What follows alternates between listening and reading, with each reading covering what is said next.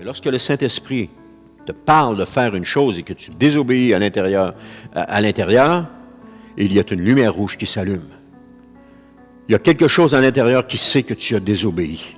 Il y a quelque chose à l'intérieur qui se manifeste et que tu sais que tu n'as pas fait ce que le Seigneur te demandait. On appelle ça cette lumière rouge. Et là, si tu n'obéis pas, tu t'endurcis. La prochaine fois que le Seigneur va le demander, si tu n'obéis pas, tu t'endurcis un petit peu plus. Et à un moment donné, à force de ne pas obéir au Seigneur, nous nous endurcissons tellement que nous en venons à ne plus voir la lumière rouge du Saint-Esprit qui s'allume en nous. Et nous continuons notre vie dans une complète désobéissance au Seigneur, et cela même si on est chrétien. Parce que nous ne voyons plus la lumière, on s'est endurci, puis on ne voit plus la lumière du Saint-Esprit en nous. Et je vous encourage, obéissez.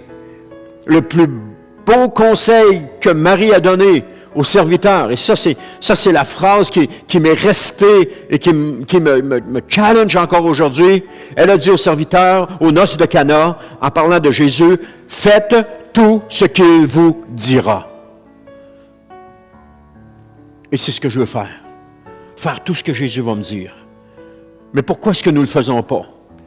Parce que nous avons peur. Nous sommes effrayés. On a peur de perdre quelque chose. On a peur de ne pas réussir. On a peur de tomber. On a peur de décevoir. On a peur de ce que les gens pensent de nous. On a constamment peur. Et parce qu'on a peur, on ne fait rien. Et parce qu'on ne fait rien, on s'endurcit dans la désobéissance, et à un moment donné, on vient qu'on ne voit plus la lumière rouge du Saint-Esprit qui s'allume. Saül a commencé sa vie, il était choisi de Dieu, tout comme David. Saül avait été oint par le prophète Samuel. Mais à un moment donné, Saül a cessé d'obéir au commandement du Seigneur. Il a cessé d'obéir à Dieu. Et ça l'a causé sa perte. David, malgré son épisode avec Bathsheba, s'est repenti et il a continué de vivre sa relation avec Dieu dans l'obéissance. Parce que David a reconnu sa faute. Si vous êtes dans une situation de désobéissance prolongée, repentez-vous. Repentez-vous. Et commencez à pleurer devant le Seigneur. Commencez à lui demander pardon pour qu'il vous pardonne.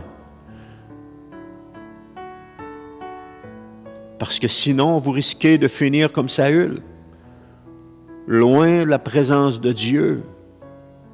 Vous pouvez continuer à fréquenter une église, il n'y a pas de problème. Vous pouvez être une église là, puis serrer la main de tout le monde, mais à l'intérieur, être complètement sec, être complètement sans Dieu, être complètement détruit à l'intérieur, mais continuer d'afficher un beau sourire, de serrer la main. Salut, je suis content de te voir. Oh, que je t'aime, mon frère. Oh, que je t'aime, ma soeur. Je suis content de te voir. Mais le problème, c'est qu'à l'intérieur, c'est complètement sec. La présence de Dieu n'est même plus là parce que vous n'avez pas obéi à ce qu'il vous demandait. Et ça s'est prolongé et encore prolongé et encore prolongé. Vous en êtes rendu à ne même plus voir la lumière à ne même plus entendre la voix de Dieu. Parce que vous avez négligé d'obéir au Seigneur Jésus.